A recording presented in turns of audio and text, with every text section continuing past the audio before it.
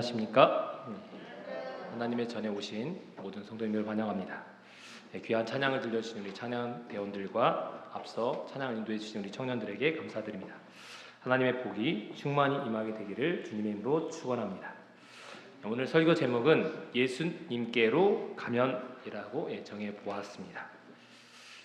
요한복음 6장 5절에 있는 말씀 노란 글씨만 같이 함께 읽도록 하겠습니다. 읽겠습니다. 시작. 예수께서 눈을 들어 큰 무리가 자기에게로 오는 것을 보시고, 이것을 바탕으로 해서 제목을 예수님께로 가면이라고 정해 보았습니다. 사람들이 2018년도에 세계에서 가장 많이 팔린 베스트셀러 책 소설 10편을 선정했습니다. 우리가 잘 알고 있는 돈키호테라는 이 책이 약 5억 부 정도 팔렸고, 두 번째 책은 잘 모르실 수 있고, 세 번째 반지의 제왕이라고 했던 유명했던 그 책이 1억 5천만 부, 그리고 네 번째 보면 많이 알고 있는 어린 왕자라는 책이 1억 4천만 부. 그래서 이런 책들이 8천만 부 정도 팔린 마지막 책 나디아에게 성경을 바탕으로 예수님의 죽음을 이렇게 해가지고 약간 희화시켜서 만든 책이라고 얘기합니다. 그래서 이런 책들이 8,500만 부 이렇게 많이 팔렸지만, 지금까지 2010년까지 기준했을 때 6억 부가 팔린 책이 바로 성경책입니다. 성경책은 이런 책들과 달리 그 기준에 들어가지 않습니다. 왜냐하면 너무 많이 폐기된 이런 책들과 비교할 수 없기 때문에 한 가정에 적어도 성경책은 2권, 저 같은 경우 10권 정도 있더라고요. 저는 한 가정에 적어도 성경이 1권, 2권. 여기는 공식적으로 추정한 책이 약 6억 부 정도 팔렸고, 사람들이 또 찍어내는 것까지 하면 더 많이 팔렸을 거라고 이야기합니다. 성경책, 이런 베스트셀러 수십 년 인쇄술이 발달된 이후 지금까지 600년이 넘는 기간 동안 1위를 매년 차지하고 있는 성경책 중에 특별히 신약 성경에서 가장 많이 기록된 부분, 그리고 공통적으로 기록된 이야기가 바로 오병이어의 기적이 다 기록되어 있습니다. 마태복음 13장, 마가복음 6장, 누가복음 9장, 요한복음 6장, 이 네 권의 책에 다 기록된 내용이 바로 오병이어의 기적입니다. 책이 모두 동시대에 쓰인 것이 아니라 처음에 쓰인 책과 마지막에 쓰인 책이 약 50년 정도의 차이가 납니다. AD 100년의 마지막에 요한이 죽기 전에 기록한 책이 요한복음이고, 가장 먼저 기록된 책이 마가복음부터 시작해서 이 요한복음까지 거의 한 50년이 넘는 기간 동안 가장 인상 깊었던 이야기가 바로 오병이어의 기적이었기 때문에 모두 4권 다 유일하게 4가지 이야기, 4권의 책에 모두 다 기록한 것이 오병이어의 기적이 유일합니다. 여기에는 3명의 인물들이 등장합니다. 첫 번째는 제자들이 등장하고, 두 번째는 큰 무리들이 등장하고, 세 번째는 한 아이, 이름 없는 아이가 등장합니다. 그래서 이 3명의 인물들을 살펴보시면서 오병이어의 기적을 통해서 저희가 은혜 받는 시간 되셨으면 좋겠습니다. 첫 번째 사람들은 예수님께로 나온 제자들입니다. 이 제자들에 대해서 이야기하기를 첫 번째 나오면 예수님께 보고하는 제자들의 이야기가 나옵니다. 사도들이 예수님께서 12명의 제자들을 2명씩 짝을 이뤄서 전도 여행을 보냅니다. 그리고 그들이 돌아온 다음에 전도에 대한 보고를 하는 것입니다. 마가복음에 보면 행한 것에 대해서 낱낱이 자세하게 다 보고했다라고 얘기합니다. 예수님께 보고했을 때 예수님께서 야, 너희들 참 잘했다, 그럼 좀 더 이야기해봐라고 이야기할 수 있었습니다. 그렇게 할 때 마가복음에는 이렇게 기록합니다. 예수님께서 그들에게 보고하고 온 그들에게 이르시되 너희는 따로 한적한 곳에 가서 잠깐 쉬어라라고 이야기합니다. 자랑하고 싶어서 입이 근질근질했던 제자들에게 예수님께서 그만 이야기하고 한적한 곳에 가서 쉬어라라고 말씀하십니다. 왜 성과되는 이야기, 좋은 이야기를 많이 들으면 좋을 텐데 왜 이렇게 하던 이야기를 멈추고 한적한 곳으로 쉬게 한 이유에 대해서 화인 여사는 이렇게 이야기합니다.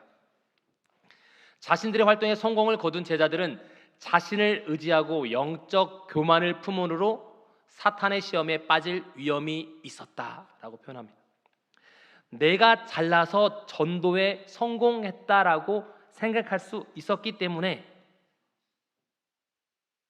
하나님께서 그들의 입술을 막으시고 더 이상 이야기하지 말라고 하신 겁니다. 요즘 우리 교회 개척대원들이 등록생들이 40명이 되었습니다. 그래서 아이들이 많이 있습니다. 그래서 34명이 넘는 아이들이 매일 주 출석하고 있습니다. 우리가 잘못하면 뭐합니까? 거만하기 쉽습니다. 모두 열심히 했고, 저도 예전에 등록생이 100명이고 평균 80명이 출석되는 개척대를 한 적이 있습니다. 네, 하다 보니까 뭐가 빠지게 되냐면 사람이 자만심에 빠지기 쉽습니다. 내가 열심히 했더니 이렇게 아이들이 많이 왔구나. 그때부터 숫자가 줄어들기 시작하더라고요. 우리가 자만하게 될 때 뭐합니까? 사단은 그것을 놓치지 않는다는 것입니다. 화인여사는 시대의 소망이 다시 한번 이렇게 얘기합니다. 어떤 일을 하는데 사람이 성공하게 될 때 인간의 계획과 방법에 의뢰할 위험이 있다. 기도를 더 적게 하고 믿음이 퇴보하는 경향이 생긴다. 마지막에 밑줄 친 부분 우리 한번 같이 읽겠습니다. 손 같이 읽겠습니다. 시작. 우리는 항상 예수님을 바라보아야 하며 이를 성취하는 것은 그분의 능력임을 깨달아야 한다. 예수님은 이것 때문에 제자들에게 한적한 곳에 가서 쉬라고 말씀하신 겁니다. 우리도 어떤 일을 하다 보면 내가 잘했기 때문에 모든 일이 잘 되었다라고 생각할 수 있습니다. 이런 일이 있을 때 우리가 해야 할 일은 화인 여사는 명상과 기도의 시간을 가지라고 이야기합니다. 그리고 하나님의 말씀을 듣는 시간을 가지라고 이야기합니다. 여러분과 저는 혹시 우리들 마음에 이런 자만심이 들 때 명상의 시간과 하나님을 찾는 저와 여러분이 되시기 바랍니다. 예수께서는 이 제자들에게 한적한 곳으로 가서 자신에 대해서 이야기하셨습니다. 그래서 그 사건이 나온 사건이 바로 오병이어의 기적입니다. 오병이의 기적에 대해서는 요한복음 6장에 보면 생명의 떡이신 예수 그리스도를 나타냈다라고 이야기합니다. 나는 하늘에서 내려온 살아있는 떡이라고 예수님께서 자신을 표현하셨습니다. 제자들은 자신이 모든 것을 잘했다라고 생각해서 자신으로 모든 것을 채우려고 할 그때 예수님께서는 한적한 곳으로 가도록 하셔서 그들에게 명상의 시간을 통해서 화인여사는 이걸 가르쳐서 영적인 생명의 떡을 먹어야 함을 아셨다라고 표현합니다. 그들에게 영적인 생명의 떡, 겉으로 보기에는 이 육신의 떡을 먹이는 걸 통해서 살아있는 예수님을 그들에게 알려주시기 위해서 이 오병이의 기적을 보여주기 위해서 힘들고 지친 제자들을 이끌고 한적한 곳으로 가셨다는 것입니다. 제자들이 쉬었을 때 쉬러 가는 그 순간에 가장 힘들 때 여행을 마치고 돌아왔는데 손님이 온다고 하면 어떨까요? 그것처럼 귀찮은 일이 없을 겁니다. 근데 제자들이 전도 여행을 마치고 돌아와서 예수님과 함께 한적한 곳에서 쉬러하는 그때 요한복음 6장 5절은 이렇게 합니다. 예수께서 눈을 들어보니 큰 무리가 자기에게 오는 것을 보았다라고 표현합니다. 쉬고 있는데 큰 무리들이 온 것입니다. 제자들이 쉬고 있고 한적한 곳, 빈들, 이 빈들이란 말은 사람이 살지 않는 땅, 광야를 가리킵니다. 아무것도 없는 빈들만 있는 이곳에서 쉬고 있는데 어마어마한 무리들이 그들에게로 온 것입니다. 쉬러 할 때 손님이 오는 것 정말 싫었을 겁니다. 제자들이 이렇게 이야기할 수도 있었을 겁니다. 우리 전도여행하고 이제 쉬려고 하니 왜 귀찮게 사람들이 따라올까? 이들은 한적한 곳으로 가기 위해서 배를 타고 건너갔습니다. 그런데 보면 무리가 알고 해변가를 따라서 예수님보다 더 먼저 그곳에 도착했던 것을 알 수 있습니다. 이 사람들, 큰 무리, 귀찮은 존재들이지만 예수님은 이들에게 사랑으로 대하셨습니다. 여기에 보면 많은 무리라고 표현합니다. 우리가 잘 알고 있는 것처럼 이 이야기는 오병이어의 기적이기 때문에, 그리고 우리가 5천 명을 먹였다는 것을 우리는 너무나 잘 알고 있습니다. 누가복음을 제외하고 이 나머지 책에는 큰 무리, 많은 무리라고 표현합니다.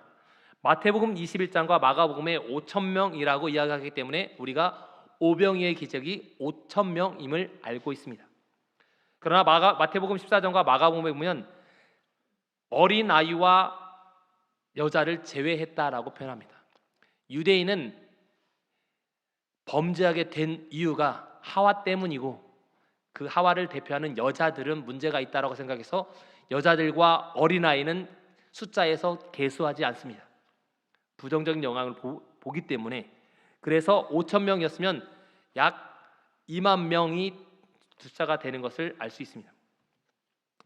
예수님께서 이렇게 온 사람들에게 그냥 돌려보내지 않았습니다. 제자들의 눈빛을 보니 돌려보냈으면 하는 것이 보였습니다. 그렇지만 예수님은 생명의 떡이심을 자신을 사람들에게 알려주실 필요가 있어서 그들을 가르치셨다라고 이야기합니다. 오는 그 사람들에게 예수님께서는 병도 고쳐주시고, 그리고 하나님의 나라의 일을 이야기하셨다라고 이야기합니다. 오늘 하나님의 말씀을 듣기 위해서 오신 여러분들에게 기쁨과 쉼의 안식일이 되시기 바랍니다. 이 안식일은 하나님의 뜻을 아는 바로 그날입니다. 시편 73편 17절에 보면 하나님의 성소에 들어갈 때야 우리의 모든 것을 깨달을 수 있다라고 표현합니다. 하나님의 거룩한 날, 우리는 자원하는 마음으로 나오신 여러분들에게 하나님의 복이 충만히 임하게 되시길 바랍니다. 방송을 통해 보시는 분들도 방송으로 보시면 한 달에 한 번 정도는 주님의 전을 찾아서 하나님과 만남을 꼭 갖게 되시길 바랍니다. 한 마부가 말을 끌고 가고 있는데 짐을 이고 가는 할머니를 보았습니다. 그래서 마부가 할머니에게 마차로 올라타라고 얘기합니다. 안에는 들어갈 수 없어서 바깥에 있는 마부 옆에 이 할머니가 앉았습니다. 그런데 마차에 올라타고도 여전히 할머니가 머리에 짐을 지고 있는 것입니다. 짐을 내려놓지 않습니다. 그래서 마부가 왜 내려놓지 않냐고 물어보니 할머니가 이렇게 대답합니다. 내가 말에 탄 것도 너무 미안한데 내 짐까지 내려놓으면 말이 얼마나 힘들겠습니까? 그래서 저는 이 짐을 내려놓을 수 없습니다라고 대답합니다. 말에 올라탄 이상 할머니의 몸과 할머니가 이고 있는 짐은 이미 말에게 그 짐 무게까지 말이 책임지고 가고 있습니다. 올려놓고 내려놓는 것은 누가 힘든 겁니까? 할머니만 힘듭니다.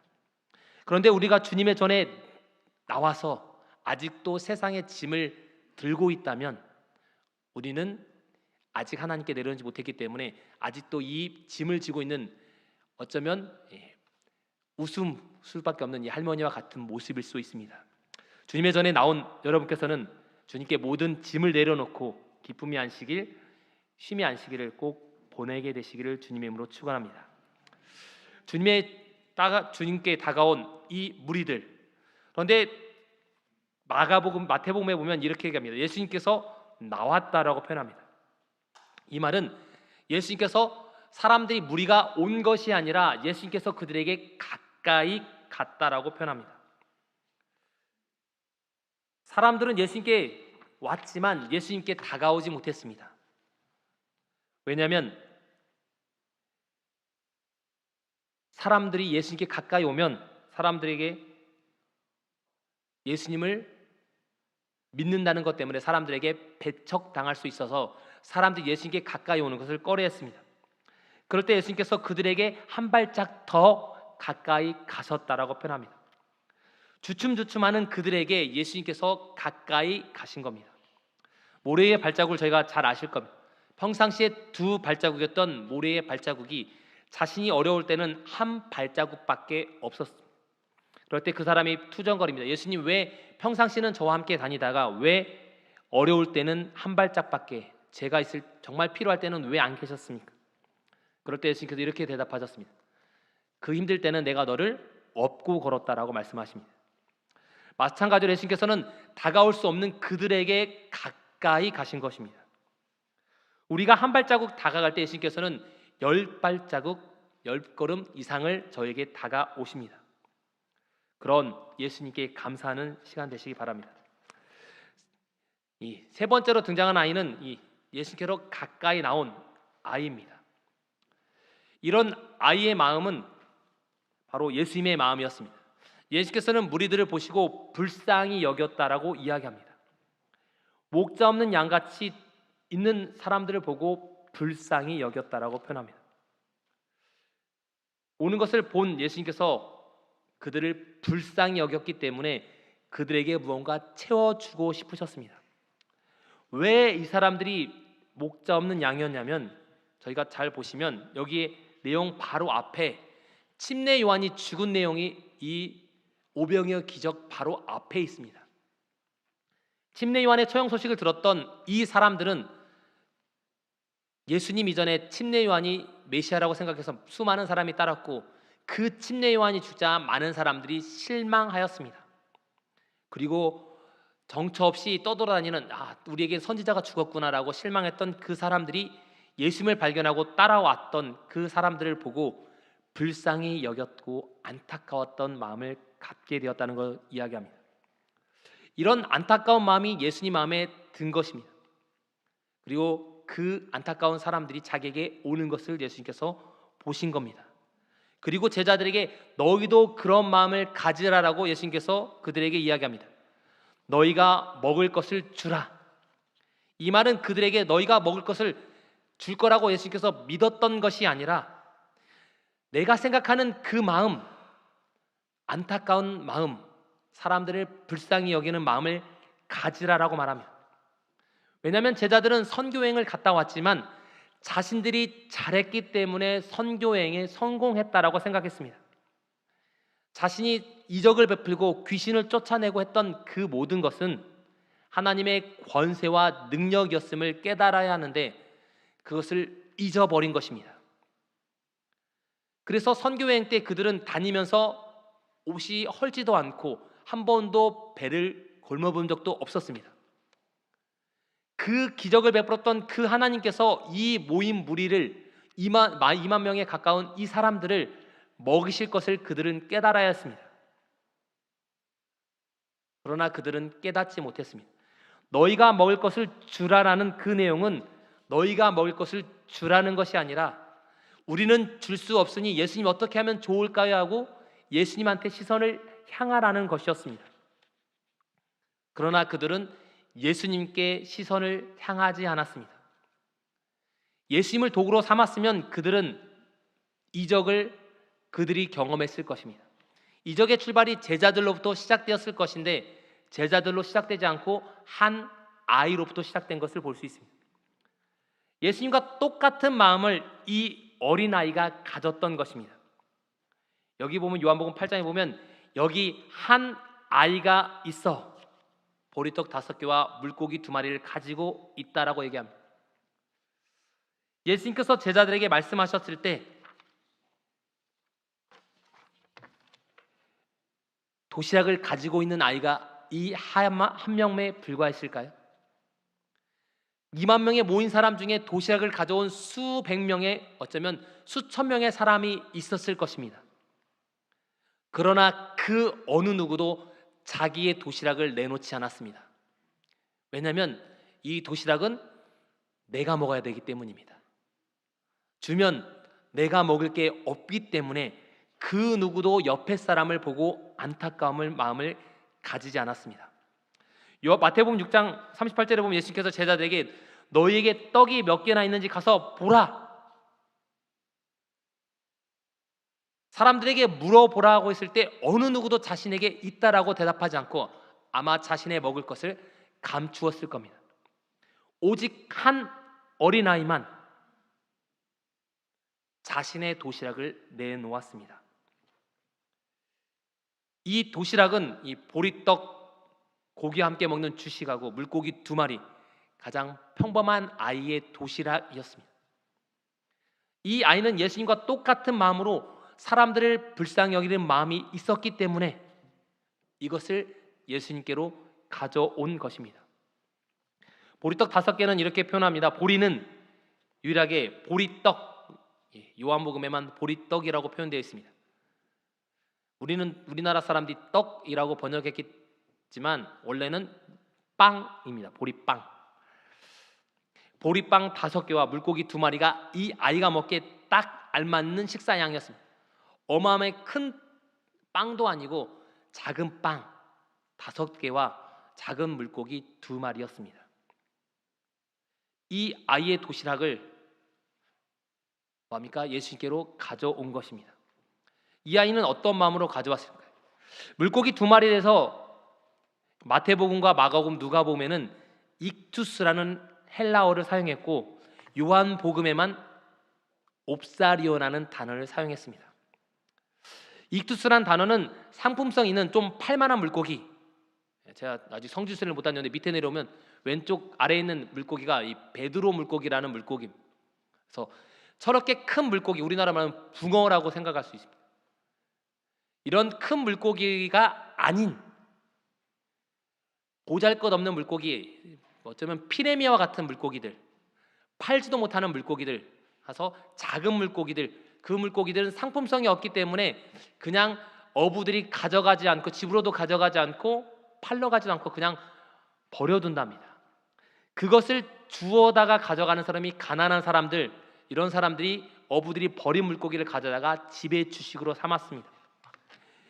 요한은 60년이 예수님이 돌아가신 지, 하늘에 승천하신 지 60년이 넘었을 때 이 오병이의 기적 60년 뒤에 생각하면서 그 물고기가 바로 익투스가 아닌 옵사리온, 하찮은 물고기였음을 기억하고 단어를 사용할 때 마태와 마가와 누가가 기록한 큰 물고기를 나타내는 좋은 물고기가 아닌 옵사리온이라는 단어를 사용했습니다.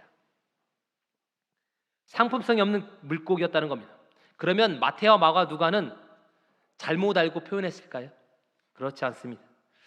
그 이야기를 할 때 너무 작게 포장하는 것보다는 예수님이 사람들에게 이적을 베풀었던 물고기는 좋은 물고기라고 표현하는 게 낫다라고 생각해서 표현했을 겁니다. 단어를 사용할 때 익투스라는 단어를 사용했고 요한은 그 단어를 생각하면서 옵사리라는 단어를 사용했습니다. 제가 시대의 소망을 읽으면서 깜짝 놀랐습니다. 이 단어가 뜻하는 게 같다라는 걸 깨닫게 되었습니다. 시대의 소망 367쪽에 보면 이렇게 나옵니다.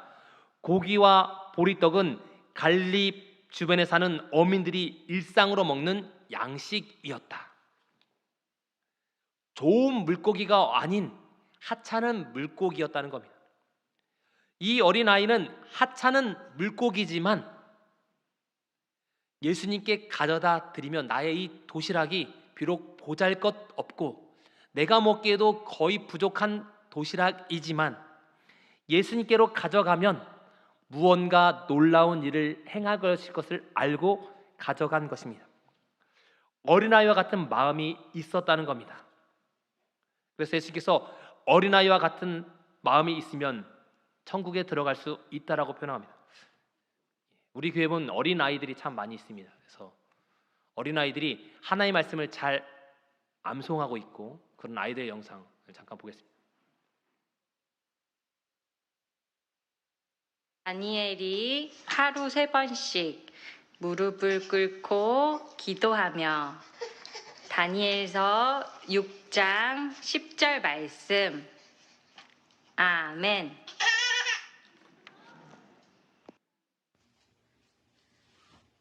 다니엘이 하루 3번씩 무릎을 꿇고 기도하며 다니엘서 6장 10절 말씀. 아멘. 다니엘이 하루 3번씩 하루 3번씩 무릎을 꿇고 기도하며 다니엘서 6장 10절 말씀. 아멘.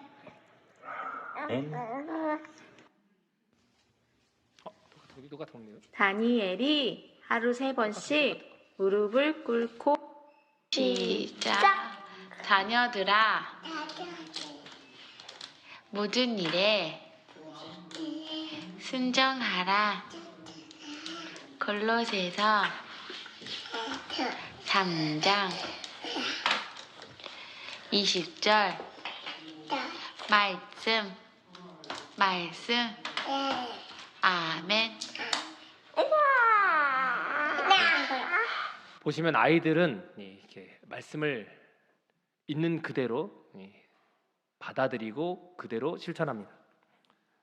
우리 이계 목사님 아이도 기억적으로 외우는 것 같죠? 아이들이 순진한 마음으로 있기 때문에 어린아이와 같은 믿음이 필요하다라고 이야기합니다. 예수님 손에 이 아이의 도시락이 들려졌습니다. 가장 순진한 마음으로 예수님께 가면 무언가 기적을 이룰 거라고 믿었던 그 아이의 도시락이 예수님께로 전달되었습니다. 이 전달되었을 때 기적은 시작된 것입니다. 오병의 기적은 제자들의 손에서 시작되지 않았고 무리들의 손에서도 시작되지 않았습니다. 한 어린아이의 마음, 그 아이의 마음으로 예수님께 이 도시락을 가져다 드리면 예수님께서는 놀라운 이적을 베푸실 거라고 생각했습니다. 마가복음 6장 41절에 보면 예수께서 떡 5개와 물고기 2마리를 가지고 하늘을 우러러 축사하시고 떡을 떼어 제자들에게 주어 사람들에게 나누어 주게 하시매 또 물고기 2마리도 모든 사람에게 나누어 주셨다라고 표현합니다. 여기에 보면 제가 헬라어를 적어놨습니다. 떼어라는 말은 찬찬히 나누고 조각들로 떼었다라고 표현합니다. 저는 어릴 때 이걸 보면서 떡 5개, 그러니까 떡 한 덩어리 가고 5,000명을 먹일 때 떡 한 덩어리로 1,000명씩 먹였구나라고 생각했습니다. 예수님께서 떡을 하나 떼신 다음에 떡 한 덩어리 가지고 뭡니까? 1,000명을 주고 또 하나 가져다가 나누어서 1,000명을 주었다라고 생각했습니다.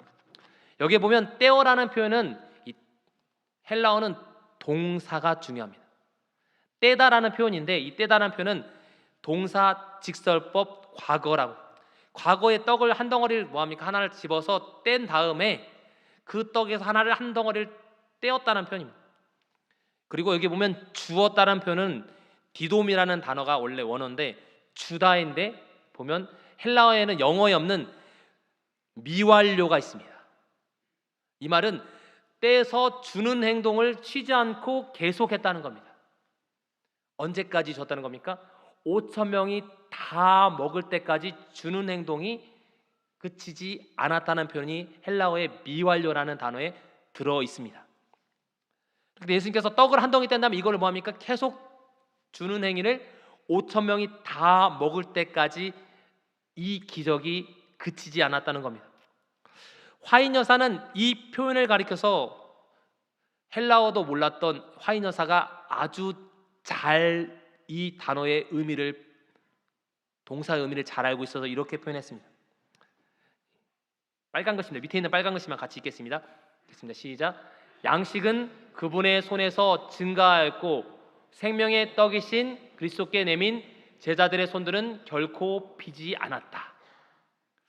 헬라어의 이 표현, 주는 행동이 그치지 않았다는 이 표현을 화인 여사는 주님의 손에서 이 떡이 증가했다라고 표현한 겁니다.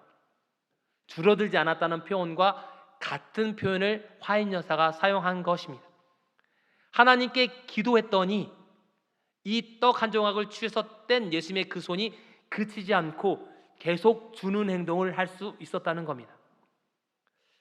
우리가 가지고 있는 것이 작을 수도 있고 큰 것일 수도 있습니다. 나한테 가지고 있으면 나 하나 먹기에 충분한 양일지 모릅니다. 그러나 이 양식이 주님께 간다면 그것은 이 오병의 기적과 똑같은 기적이 오늘날도 일어나게 될 것입니다. 예수님께 가져간 그 떡은 사람들에게 나누어 주고 다시 뭐합니까? 물고기도 똑같이 그렇게 했습니다. 그럴 때 5,000명이 먹고 12강줄이나 남을 정도로 그 많은 양으로 증가하게 되었습니다. 우리가 예수님께로 가면 기적은 일어나게 되어 있습니다. 우리는 예수님께 가까이 가야 합니다. 생명의 떡이신 예수님께 가까이 나가야 합니다. 현재 우리 모습이 부족할 수도 있고 예수님께 가까이 나가지 못할 수도 있습니다. 그러나 있는 그대로 예수님께 나아가게 되시기 바랍니다. 오병이의 기적은 없는 것을 통해서 예수님께서 만들지 않으셨습니다. 돌을 떡이 되어서 하게 하실 수 있는 분이 예수님이셨습니다. 어쩌면 진수성찬, 뷔페처럼 차려놓을 수도 있었습니다. 그러나 예수님께서는 그렇게 하지 않으시고 한 어린아이가 예수님께 가져온 도시락을 통하여 기적을 베푸셨습니다. 마찬가지로 오늘 우리가 가지고 있는 것을 예수님께 가지고 가면 예수님께서는 기적을 베푸실 겁니다. 화인여사는 이렇게 얘기합니다. 시대소망 369쪽 같이 읽도록 하겠습니다. 맨 위에 줄만 읽겠습니다. 시작. 우리는 난관에 봉착했을 때 하나님께 의뢰해야 한다. 누구를 의뢰해야 된다고요? 하나님을 의뢰해야 된다고 얘기합니다. 중간에 있는 빨간색 제가 한 번 더 읽겠습니다. 만일 우리가 우리 자신의 생각대로 계획한다면 주께서는 우리가 실수하도록 버려두실 것이다. 내 뜻대로 하는 것은 실패하기 쉽습니다. 내 모든 문제를 예수님께로 가져가게 되면 그분께서 그 모든 문제를 해결해 주시고 더 큰 것으로 더 좋은 방법으로 우리를 인도해 주실 것입니다. 오늘 예수님께로 가까이 나온 여러분에게 하나님의 복이 충만히 임하시고 여러분의 모든 문제가 해결되고 여러분의 가지고 있는 작은 걸 주님께 드렸을 때 하나님께서 더 큰 것으로 100배, 1000배 복을 주님께서 더하게 되시기를 주님의 이름으로 축원하면서